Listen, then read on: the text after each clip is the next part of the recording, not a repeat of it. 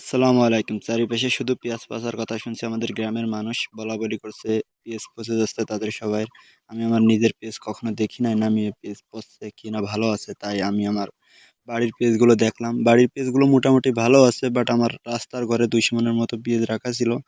তা দেখি নাই। তা আজ প্রায় ১.৫ মাস ধরে দেখি না। আজ আমি রাস্তার ঘরের পেঁয়াজ দেখার জন্য রাস্তায় যাচ্ছিলাম। রাস্তার ঘরটা আমার যেহেতু বাড়ি থেকে অনেকটা দূরে।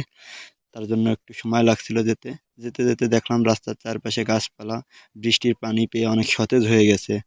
ভালোই লাগছিল দেখে, অনেক প্রকৃতি দেখে অনেকটা ভালোই লাগছিল। তারপর হাঁটতে, হাঁটতে পৌঁছে গেলাম কাঙ্ক্ষিত স্থানে। এই যে আমার ঘর, এই ঘরে প্রায় ২০০ মনের মতন পেঁয়াজ রাখা আছে। অনেকদিন পরে ঘরটি খুঁজছিলাম, ঘরের ভিতর দেখি আন্দু পড়ে গিয়েছে মনে হচ্ছে দেখে।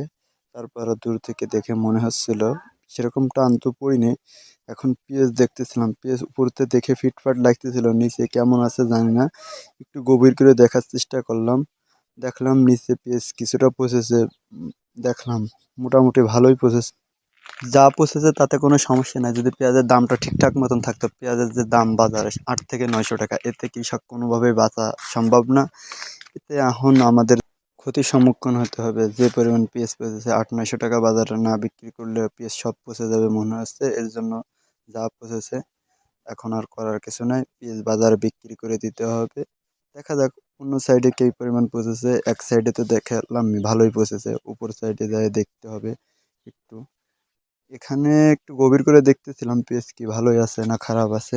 গভীর করে দেখা শেষ করে আমি উপর সাইডে দেখবো উপরে কি পরিমাণ পচেছে। ওই যে পুরো ঘরের পেঁয়াজ দেখালাম, দেখতো পেঁয়াজ লোড দেওয়া ছিল। এখন সব পেঁয়াজ যদি এভাবে পচতে থাকে তাহলে তো শেষ কৃষক। আমরা একটু উপর থেকে দেখে আসতে হবে কি পরিমাণ পেঁয়াজ পচেছে। ওই সাইডে তো দেখিনি, এক সাইডে তো দেখলাম যে পেঁয়াজ ভালোই পচেছে। উপর সাইডেও দেখলাম মোটামুটি একই পরিমাণ পচেছে। সব জায়গায় মনে হয় ভালোই পচেছে পেঁয়াজ, দেখে বোঝা যাচ্ছিল।